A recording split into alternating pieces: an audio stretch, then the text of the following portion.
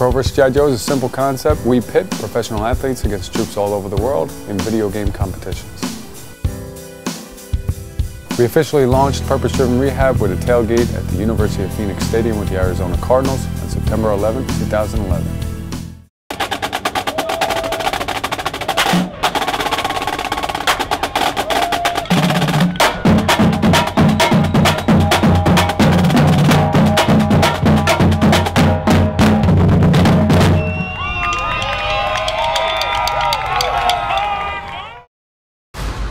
The Purpose-Driven Rehab tailgate area includes not only the 45-foot custom toy hauler, which is incredible inside and out, gaming stations, play Call of Duty, inside, outside, all over the place, but we also have a tent. We have our lounge. You know, and our lounge is fully custom with exhibit game lockers, exhibit stadium seats inside. That lounge is incredible. You come out, you sit down in a big military tent, might be a little dirty because we got it on the cheap. It's just incredible. You sit down, we have DirecTV, NFL package, and they can game as well. We created Purpose-Driven Rehab after talking to our warriors, after realizing there's more of a need for these guys to get out, get working, and earn a little money. Through Purpose-Driven Rehab, they come, they have a little fun, and they go home with a little paycheck. But it's a paycheck that they earned, and they have a great experience in the process. But the USO and Activision are our biggest partners, hands down. Activision came on board when we were about to fold. I mean, we just didn't have a dime to keep going, and they jumped on board in a huge way, and it's been pretty strong ever since. Well, the Call of Duty Endowment, their mission is simply to help military members transition from the military to civilian life.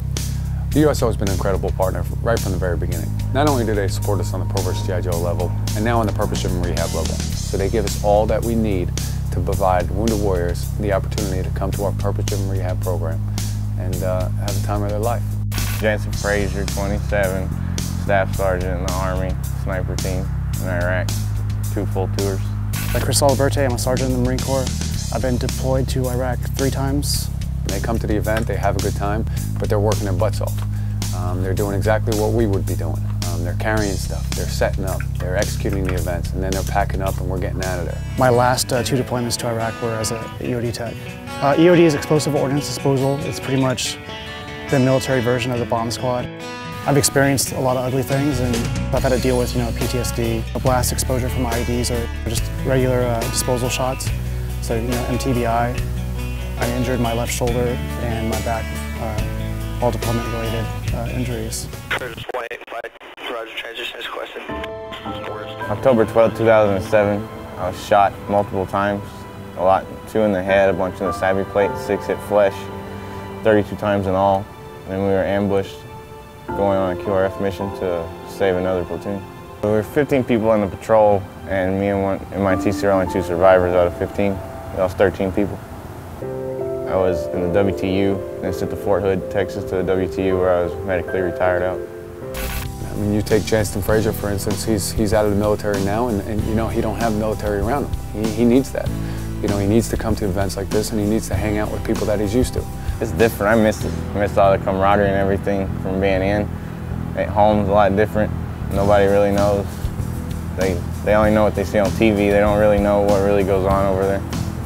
Throughout the process, they're hanging out, and not only with me, but with other wounded warriors. Like, I met some more wounded troops this weekend and everything. It was awesome.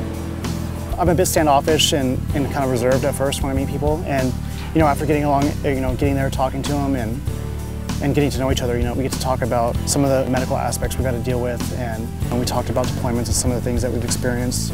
That's a big part of Purpose-Driven Rehab, just bringing these guys together. Chris is a Marine, Jansen's a soldier, and typically they would butt heads big time.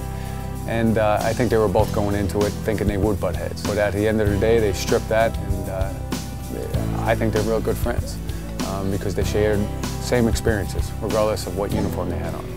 I've been doing this for a while now, and I've met a lot of people, and they all stay in contact. And with Greg and Addie, you meet somebody that actually has a legitimate care for helping people, and they believe what they're doing. I think it's awesome. I think it's great, and we've made a friendship, and they're there for me when I need them, and I think they know that my family is there for them whenever they need them, and I think it's awesome. Makes you feel good. We're not trying to recreate being in the military.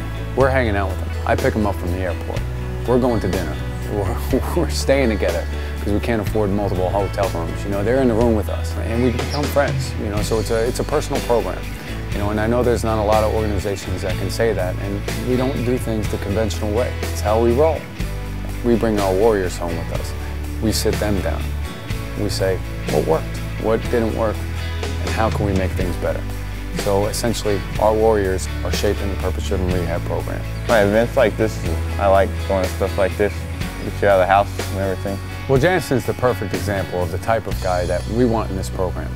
And the big thing about Jansen is, you know, he has 5 Purple Hearts. You know, this guy is going back and forth and back and forth. And the main reason for that is because he doesn't want to transition into civilian life. Finally, they told him he can't go back anymore. So now he's on his couch, you know, and that's why, you know, we kept with him. You know, and we don't want him to be just on his couch. We wanted to get moving. And it took a while to get him on there. You know, it took a few plane tickets, you know, and finally he got on that plane and he went to Arizona. And he came out here and did this event, and you can tell it's just, you know, hopefully totally changed things for him. I know it changed things for me just knowing him. He's just an incredible guy, and it's something that you would never know unless you just pushed and pushed and pushed him and just kept on him and kept on him to actually do it. And he did, and you know, it started the Purpose-Driven Rehab.